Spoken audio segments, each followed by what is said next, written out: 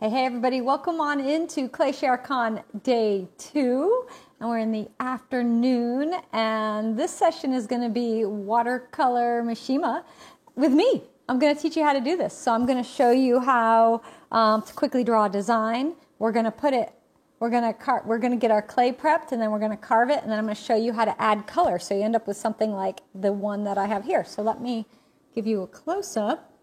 So you can see, now this is just a little vase, a little wall hanging piece, but you can make it bigger. I'm going to show you the techniques. There's the back, so nothing happened in there. Bottom is glazed. I didn't carve it, but I think I will probably carve this one. So this was a little one. I made a mini piece to share with you, but we're going to work on this one when we do our carving. So it's a bit bigger, and you can see this did not shrink to this. This was a smaller piece, but this is basically the same thing, and I'm going to walk you through it. So to start, before you do your carving, you can draw things if you want to. You can find imagery, and I do have classes on teaching you Mishima where we take our own drawings or found drawings and we trace it onto plastic, and then you lay that on the clay and you trace it out to create a little indent that you carve along. And I really think it's good to know how to carve designs on your own, not just using trace designs, because then you can be more creative. So I'm going to show you how, basically with just drawing a couple lines, you can make these plants. We're going to do some cactus and succulents. So I'm going to do a prickly pear and a couple others that I sort of made up. So we're going to go with that. So let me just show you quickly. The cactus, we all know, is just a line, stop, make a big tall N, make one side a little bit longer, stop, and then come down. So these are your lines we're going to carve. And then just make a big loopy bump off the side. This right here. That's it. And then the detail, we'll just do this. So now you just drew a cactus. I don't know what one that is. I made it up. No, it's a real one, but I don't know the name. So to do a prickly pear, you do a loopy, like balloon. Like that. And sometimes they have a baby hanging off the side. And these are like bunny ears. I think that's actually a name. So sometimes they'll have two bumps on them. And you just kind of go up. You can put two on them if you want. And then I like to add flowers. And for these, I just do 3 little bumps. 3 little flowers. And I'll go really quick on those. And then make V's. This one has little V's for its texture. So you just drew 2 different kinds of cactus. And then this is like a agave plant. And this one is really easy. I don't know if you could zoom in anymore. Probably as far as you can go. Basically, it's just a leaf, a pointed leaf. And they usually branch off each other. 2, and then it's done. And then just some lines in the middle. Now all these lines, now I can draw it on paper. You can draw it on clay, right? Easy. Easy to do. All right, so there's your cactus drawn. So you have your reference. And then you take your clay. Well, you make something. You can make a vase. You can make a cup. You can make a bowl. You can make a wall planter. Platters. Use your GR pottery forms and the RD2 forms, and you can carve things into those. I'll carve on anything. If it sits still, it's getting carved in my studio. And so the Mishima technique that I do is a technique where we're carving a line and then we're inlaying. But you could do sgraffito, which is similar, where you put a color on and then carve away. All right, so once you have your clay piece made, you want to prep it before you go ahead and wax it. We're going to wax the entire thing. So I just take a damp sponge and I like to clean it all up. I actually usually do use, I've been using the purple Diamond Core Tool sponges, and I didn't grab it. It's on my trolley, but I don't have to get up. So I'm just going to go with this. So I wipe it clean, make sure there's no bumps, smooth everything out. This is leather hard. So I made this 2 days ago. And it's been wrapped up in plastic in my studio. And then once you have it cleaned, because you're not going to be able to go in, saguaro though, you don't pronounce the G, right? It's a saguaro. I'm in Vermont, Cactus names are very foreign to me. So once you have it cleaned and prepped, because you're not going to be able to go back and smooth this out later very easily. You could sand it after you bisque fire it, but you might sand away some of your pattern. The first one is a saguaro, I think is how you say it, like a W, right? So I'm using a cheap foam brush that I've got wet. I use these over and over until they fall apart. They last a long time. I like to use, this is Mr. Mark's Wax On Wax. I like a water-based wax because I can thin it down with water if I need to. I like it to dry nice and hard, but not so hard that it shatters. I don't want it to be gummy. Sometimes waxes are gummy. And I found like the Amico wax is great, but it's too gummy for this. The Forbes wax can work sometimes, so you have to test your waxes. But this one works great. This one is purple. Sometimes it's pink. It just depends on that. The same company, I don't know what they're doing, switching up the dyes. So you take that, and the purple that I've been getting lately is the viscosity, the thickness out of the bottle is good. You don't have to water it down. But sometimes it is a little too thick. So if it's so thick that when you brush it on, it's just a big glob, add a little bit of water. So I just want a very thin layer. Now they've added purple food coloring or purple dye of some sort to this wax, but you can't really even tell that it's in there. And that doesn't even matter. Do you see how it's kind of streaky? You want to smooth that out a bit. And so I just keep pulling it.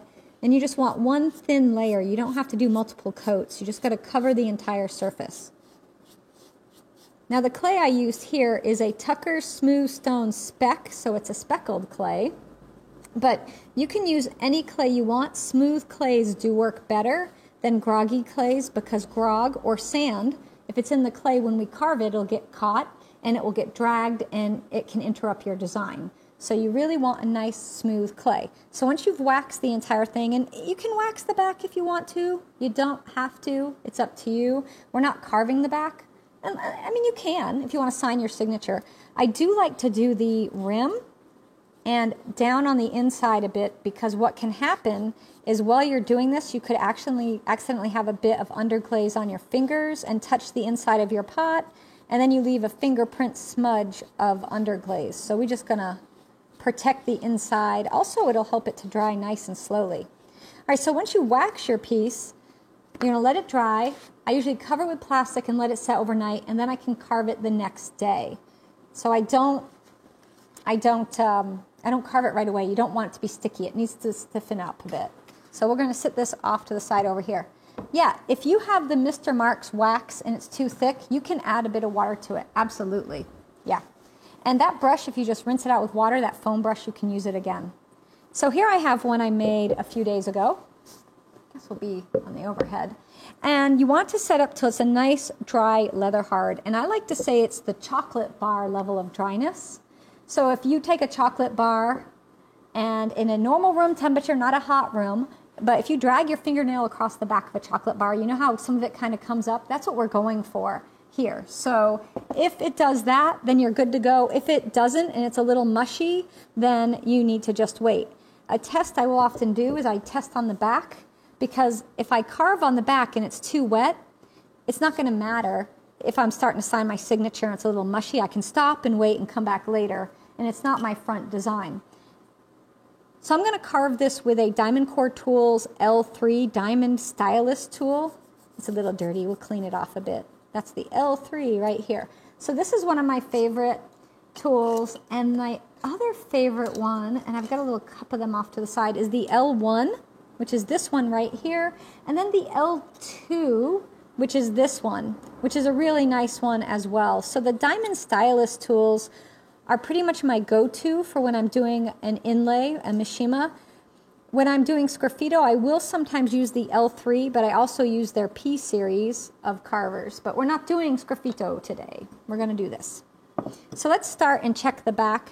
Now, I will usually cover my surface with a piece of plastic. This is just a sheet of plastic that came from those window insulation kits that you can get from like Home Depot and such.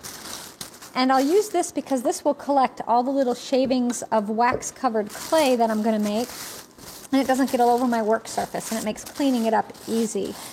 If I'm working on a vase or something a little fragile, I'll put a piece of foam down here, either a foam cushion, I was seeing if I had one, or an egg crate or something under it to protect the edges. All right, so let's test it and make sure we're good. So I'm just going to start with my name. So what you want is you want a line that can be carved clean. All of the clay shavings come away. It doesn't mush. And this feels great, like it'll carve easy. Let's just see. So it's good. Yay! So if your clay is too wet, you can still carve it, but the problem is when we go to do our inlay, the clay will not be as absorbent. And so it won't suck up your underglaze that we're going to use. So now we're going to go ahead and carve. If you like carving on the wetter side, you can carve it and then let it set another day, then do the inlay. It's up to you. All right, I'm going to start at the bottom, and I'm just going to draw the cactus in the middle. So just like we drew on the piece of paper. Just like it. So I'm going to draw up. This one's going to be a little bigger. Leave a space. Make my little bump. Maybe I'll stop up here. So I just do 2 arms on my cactus. But you could go down and do multiple arms. And I like to have fun with it. So give him a little character on his arms.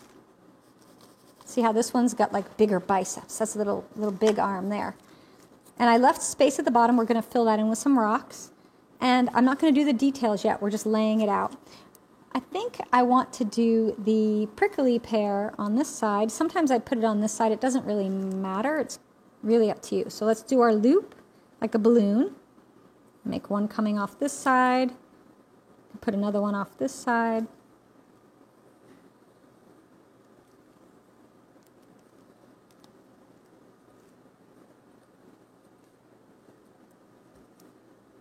And you just carve away.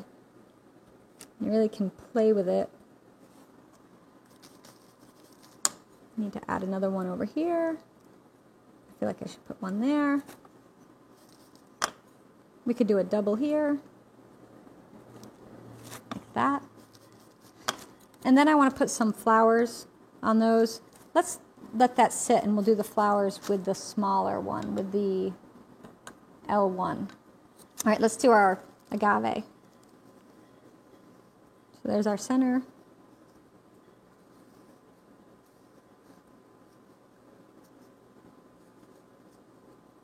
I might make him a little fatter.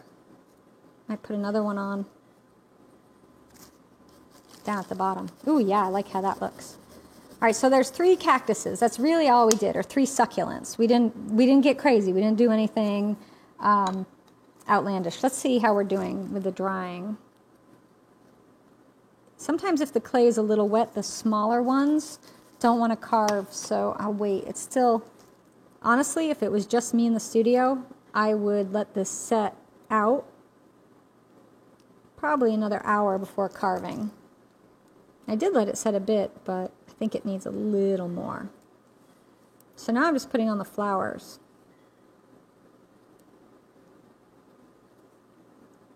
And they might be a little hard to see right now, but you really see them when we do the color.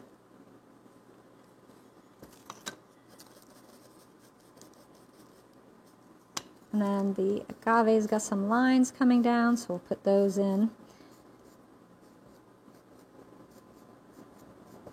So carving can take up to 8 hours for some pieces I've done. Just depends the design and how intricate it's going to be. And you can only carve for so long before you need to stop. Your hands will just kind of tell you, hey, I'm done now. Take a break. But I love the carving. It's very soothing to me, and like it helps me relax. So I do a fair amount of it. Now we'll do the big saguaro cactus. I'm just making some lines down. And then I'm following the contours of the arms. Just dashes, that's it, just some dashes.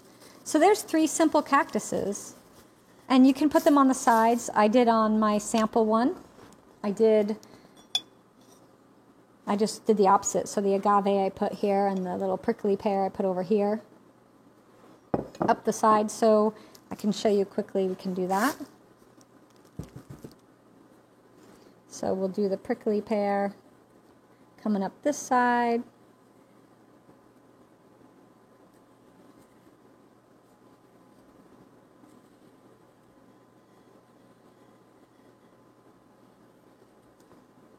These get huge. I saw them in Sedona, and they just go everywhere. I actually bought one and brought it home, and it lived for a few years in the house, and now it's dead. I still have it, though. I have the dead cactus. It's terrible to say, but I have the dead cactus still in the pot. Like, it's just sitting there, and I feel terrible about it, but it still looks like a cactus, so I kept him. What am I to do, right? I don't know. So maybe I should make some ceramic ones, and then they don't die on me. I don't know. It's terrible. This has been the theme of this Clayshare Con. We always have a theme, it seems, and this Clayshare Con seems to be plants that I kill. For some reason, that's really become a thing this year. All right, so we got the cactus on this side, and I'll do the cactus, another one on the other side. What time do I have till? Just so am I till 3 or 3:15? I have to check. 3:15? Okay, good. Oh, good. I was panicking a little bit. It's like, how am I going to get this all done? I lose track of time when I'm carving, which is one of the things I really talk about a lot when I talk about my process and why I love making pottery, because it's something you can completely lose yourself in. You can immerse yourself in it, and just everything else falls away. And when you find something in life that does that for you, that's what is really special.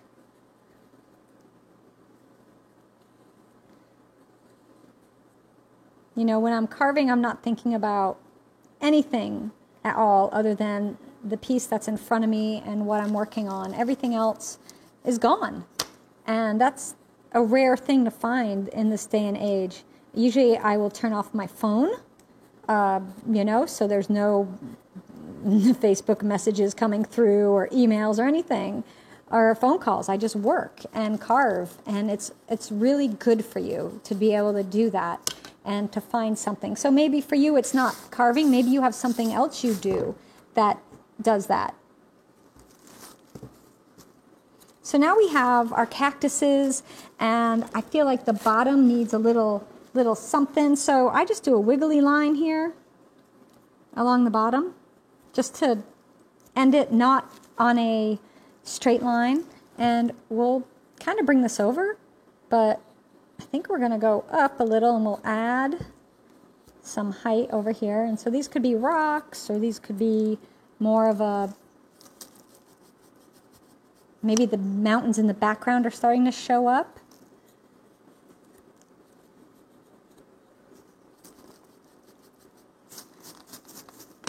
So that kind of connects it. See, we're going all the way around.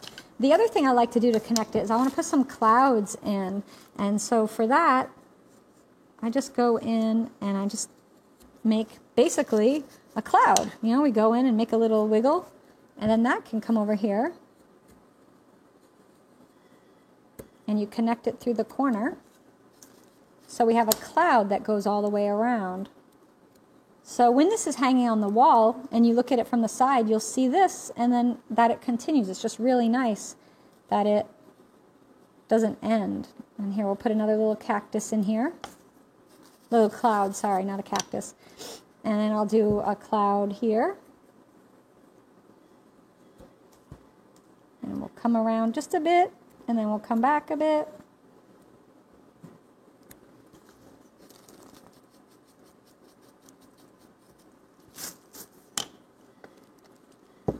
Maybe we'll put one up here.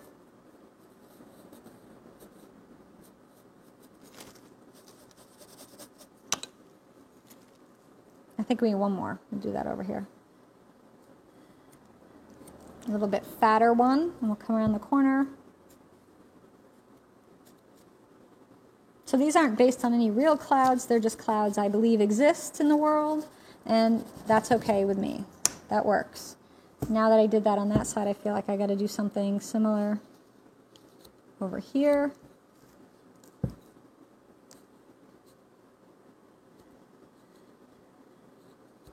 That one's going off the edge, that cloud. So we've got our clouds. I don't know, did I do clouds on the bisque one? I did, but I didn't do the buttes. So this is my bisque one. We'll color in a minute. So for the buttes, you can look at drawings of buttes. I just imagined, when I was in Sedona, there was some really great rock formations and buttes and mountains, and I was just like, they kind of just came up and wiggled, and then they'd go up again and come back down, and then off down to valleys and stuff. So that's kind of what I based this all on. It's just some wiggles. So here we have that kind of wiggly bit, but what really makes it work is this. Now we're going to draw some not so straight lines and just kind of wiggle it through there. So these are the layers, the stratification layers in the sandstone, in the rocks out west, and each one of these geological layers that are representing a different time, right? So some things were happening. So in this layer you've got some dinosaurs, in this layer you might have some early plants, I don't know, you got some life. There was stuff happening back then, and they live in these layers of rock, and we can draw them, and I can tell myself a little story about the creatures that were living in the desert at that time, when it wasn't a desert, because it used to be very lush and green. But by filling in these horizontal lines, it breaks up the vertical lines that we have from our cactus. And so then down here we'll put some rocks in, rocks sort of, just some wiggles. You can make them more rounded if you wish, to make them more true rocks, but we're just going to make these sort of brownish red anyways. So there is, you on camera overhead or two? You overhead? So there they are. And then the side, I want those mountains to continue, right? So I'm going to put them on the side too.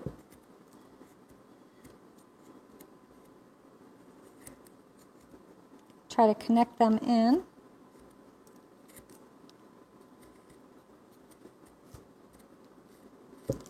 So this is actually not that long of a pattern. It doesn't take too long to do, but do you see we have this here and it wraps around? When we put the black on, you'll really see. We've got to do our mountains over here too, though. So that one ends there. There. All right, so we've carved our design, which if you did sgraffito, you could just do one color or maybe ombre blending of colors, and then you could go ahead and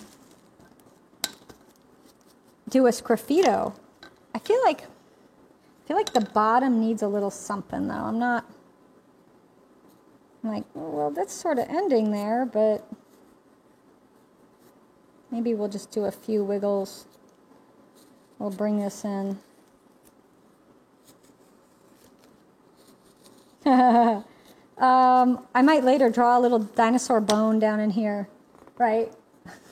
All right, we'll see what I do. You have to come back and wait and see what I do. I haven't decided. I have to look one up, though, because I want it specifically to be like a T-Rex bone. All right, so all my little crumbs are in here. I just take this, and you can shake it outside or shake it into a water bucket. The great thing about using the wax is it encapsulates that clay, so it's not as dusty as it would be. All right, now we're going to do our black. So you could do blue, you can do any color you want for your inlay, but we need to make all of that pop. And I went ahead and chose black from Speedball. You can use any color you want. I've got to grab my brushes. I like to use these Sumi, S-U-M-I, these bamboo-handled calligraphy brushes. They're really inexpensive and they hold a lot of material and you can do a lot of nice painting with them. So I dip it in my underglaze. I'm using, again, Speedball Black. I've thinned it down to thick ink. Trying to think of a food that would be similar to this. Ranch dressing would probably be a little too thick. It's going to go thinner than that, just a bit, like coleslaw dressing. Yeah, okay, that would work. You don't want it too watery, but again, if it's too thick, it won't go in your lines. And so I just kind of scrub it in there. And so why do I wax? Well, I wax for a couple of reasons. One, it encapsulates the clay so that when I'm carving, I'm not creating so much dust. So that's a great thing for your health. The other reason I wax is what I'm doing right now is you can see some of the wax is repelling the underglaze. And as it dries, it'll repel it even more.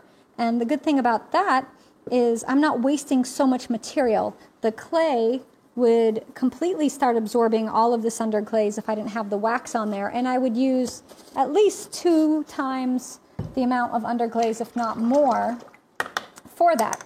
So by using the wax, I'm not using too much material. And then the last reason is because it'll make it so much easier to wipe it off. So this needs to set till it's not shiny. You see how it's shiny right now? So we're going to put this to the side while it dries, and I'll quickly talk about color while that dries, and we'll wipe it. So now we're going to wait for that to dry, and we'll wipe it. And once it's wiped, we bisque fire, and you end up with a bisque fired. Basically, I've just made myself something to color in, like a clay coloring page that you make yourself. And I like to use underglazes. I use Colors for Earth, and I use Speedball. And I have 2 test plates here. And I think you'll have to zoom out on camera 2 for this to show. But Colors for Earth, colors are translucent, which means you're going to see more depth and more layers inside in them. So you can see the clay through them. The Speedball are opaque, and you can actually sort of tell when we look at these 2 plates. But there's some colors Speedball has that I adore that just work for me. And sometimes I want that opacity. So I use these together for the piece we're going to make right now.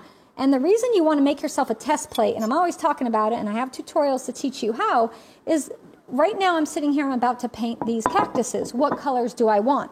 Well, on my test plate, I can go ahead and look, and I can say, I want this color, I want this color, I want this color, and I can go grab them. So I know the colors I'm going to be using, and I've got them lined up over here. And I can do the same with the Speedball. Like, I definitely want the avocado, and I know I want to use some aqua, and I'm going to use the teal, and I absolutely love the pink, and I love the peach and the melon. Those are like some of my favorite colors that Speedball does, and their amethyst. I really like their amethyst.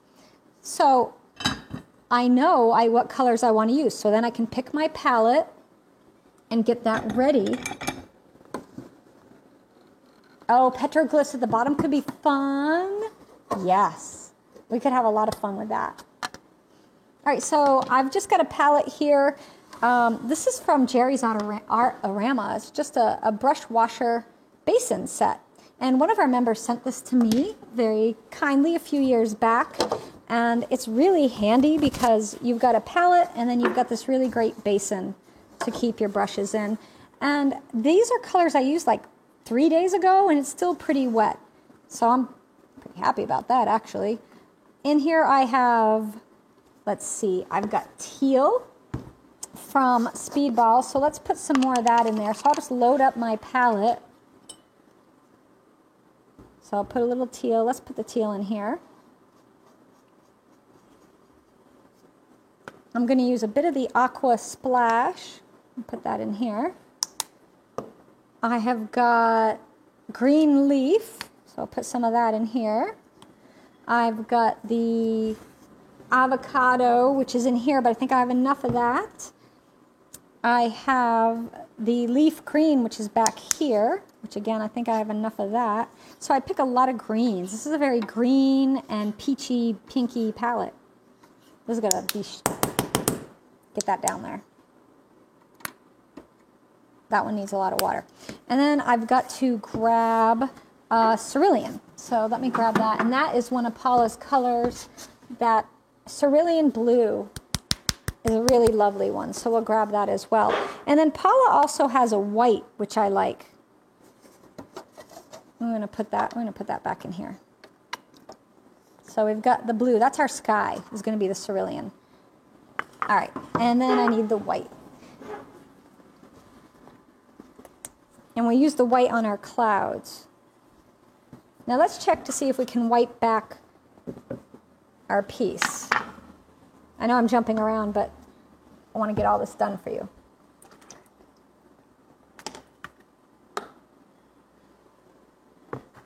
All right, so once it's dried, it's still a tiny bit damp, so ideally I would wait a little longer. You see a little sheen? Yeah, you see it. But I just want to show you, I'm taking a clean bucket of water. I mean, it was clean. I rinsed my brush off. That's it.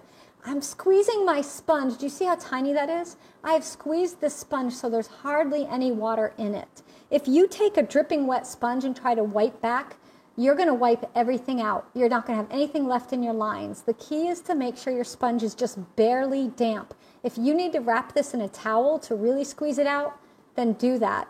The yellow sponges are great for this because after they wear, you see how tiny we can squish this? I mean, we can squish this up into hardly anything, and that's what we want. So then you just wipe. The clay I used is sort of a gray color right now, so the contrast is not really there at this stage. It will be once we bisque fire it. If you use a porcelain or a B-mix, it might be brighter, so it's really going to pop. So I'm just squeezing it out and then wiping. If you introduce water back onto the piece and you find you're basically pulling your underglaze color out of your lines, let it dry a bit longer and try again. If you thoroughly wipe it out, I would re-underglaze and then let it set and then start wiping again. So mine is still a little damp, so it's taking out a tiny bit more than I would like, but we can still work around it. So there we have our design.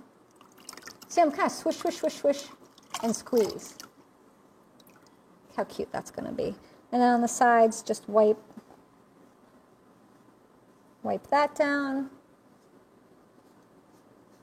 And once I wipe over an area, I do not go back to it. You let it be because it's wet. If you go back and try wiping over it, you're going to pull out your underglaze. Don't let this dry too long. You just want it to dry just till it's not shiny.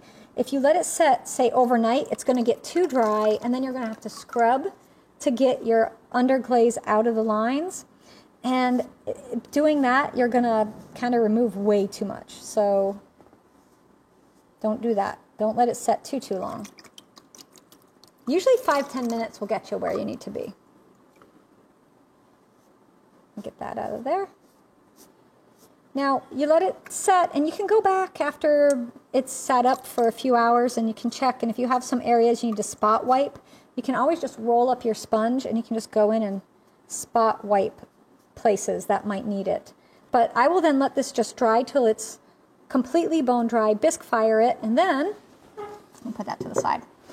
You get this magic. So here's another one. This is a smaller one again that I did a little while ago, and it's already bisque fired and it's out of the bisque.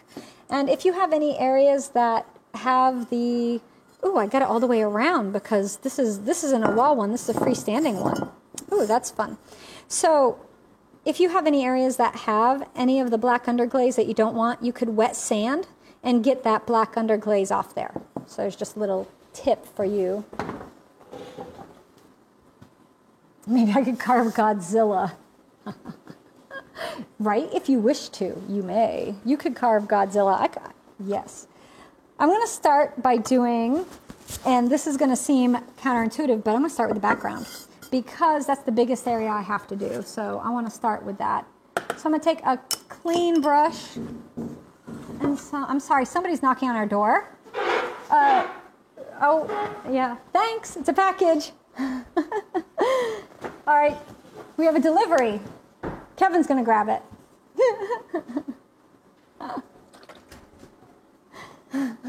It's live. What can our UPS man didn't know. Is anything good? Oh, yeah. Oh yeah, it's something good. All right, so let's do our background. I'm going to take that cerulean and I'm going to water it down so it's a watercolor. I'm using about 50% water, 50% color. This is a color for earth color, and it's just cerulean blue. Now, if you have trouble with the colors being sucked into the clay too easily, what you can do is take a clean, damp sponge and wipe your surface first. Get it wet. So get the entire surface wet. Don't run it under a faucet. Just wipe it. And by getting it just a bit wet, it's going to put some moisture in the clay so it won't be so open. It won't absorb it quite so quickly. And that'll give you a little more working time for things like the sky that we're about to do. Now, this one doesn't have the beautiful buttes in it. This has just got the sky. So I must apologize. I guess I didn't do the buttes first. We're just going to take the watercolor and I'm going to brush it in, avoiding the clouds and the cactus, but I'm going horizontally and just putting in the color.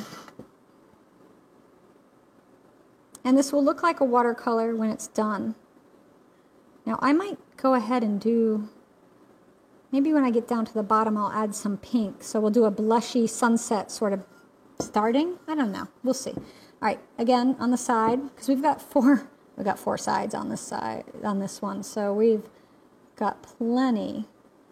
And if you get color where you don't want it, you can use a damp sponge or a Q-tip and just scrub it out. It's really easy to take care of.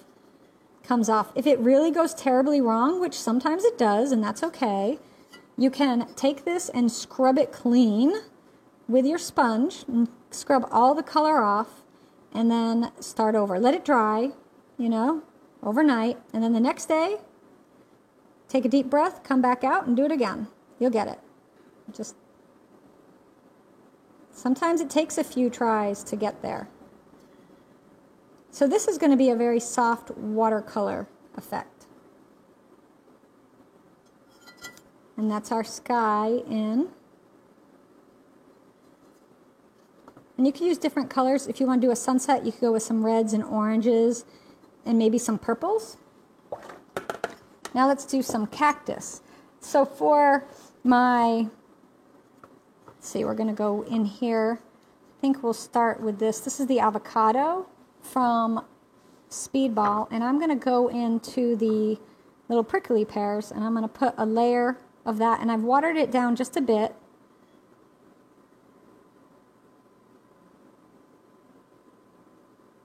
And so that's the first layer, and then I'm going to let that set. Now for our big saguaro, I'm getting it wet again because I really want workability time.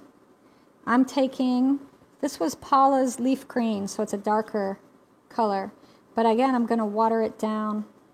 And I often will keep a bottle of water up here so that I can just water it. Let's keep a bottle here so I can use that for watering down my color. And we're just going to brush it on like watercolor. And I went a little heavier on one side than the other because that's going to create a little bit of shadow.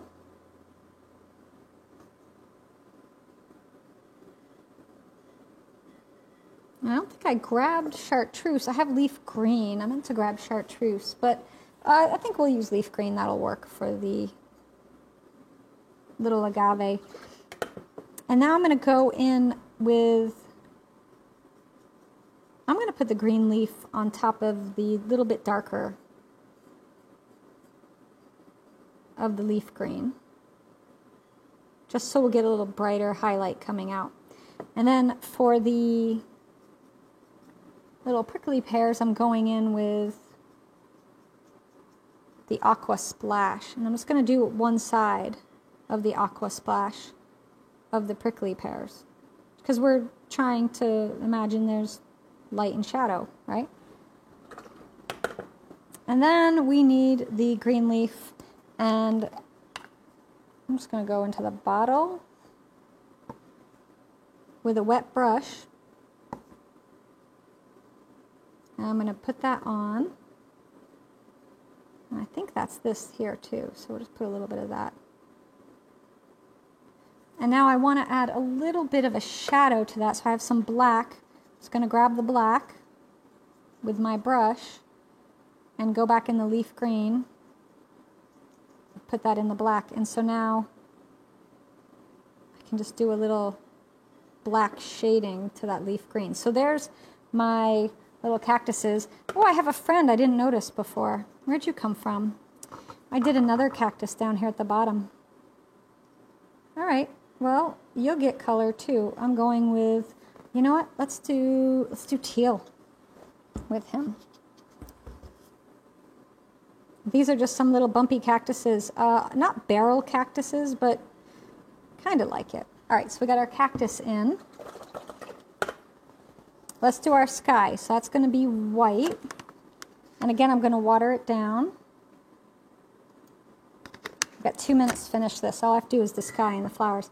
Oh, I want to do the foreground too. So the white, just brush that into the clouds. And the great thing about Paula's white is if you do details in your clouds, like I have some little lines, it looks like, that I put in there, those will still shine through. So they won't be hidden.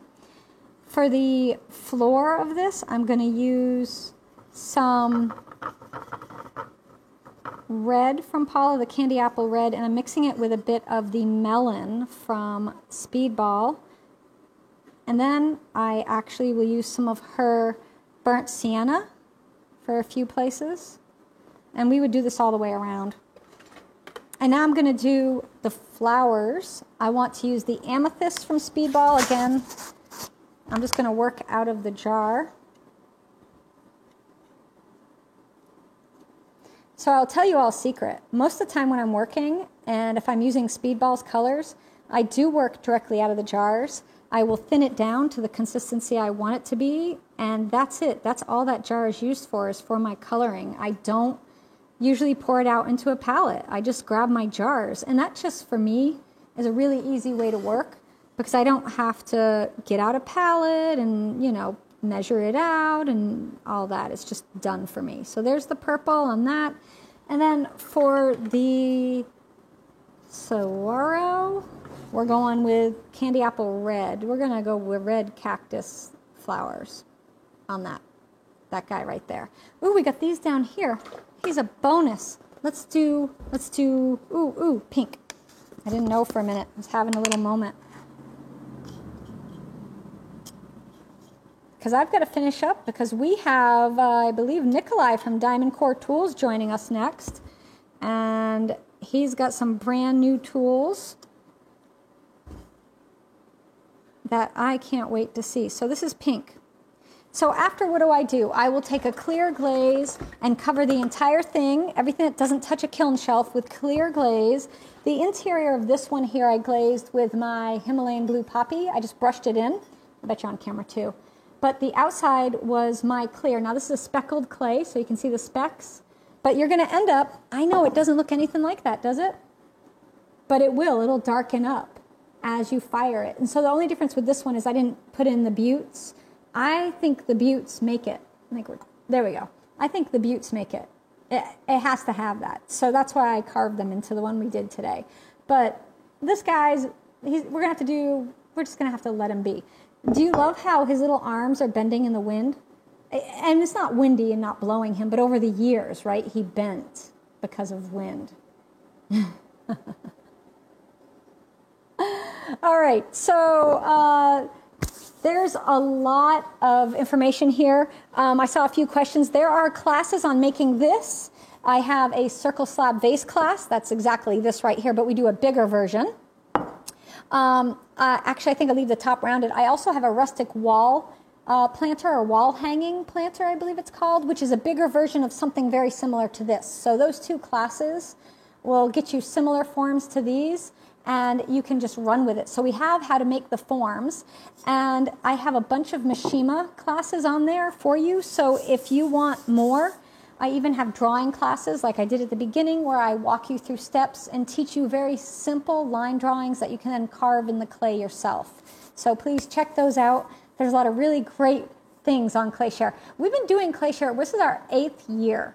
we're going into right now of ClayShare. And I film classes all the time. There are hundreds of classes that are only for our premium members. We do still do a free broadcast, and a lot of that is similar things that we've done over and over, but there's so much on there. We also have workshops from some of the top ceramic artists in the country, and actually the world.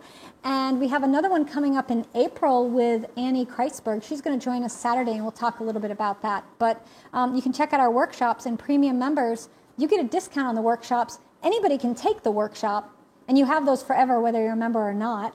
And but you got to check those out because there's a lot of amazing things. I know people loved Annie's workshop. Next to Adam Field, it's our second highest participant workshop, so it's kind of awesome. All right, everyone, we're going to take a little break. We'll be back at 3:30 with some diamond core tools. I'll see y'all then.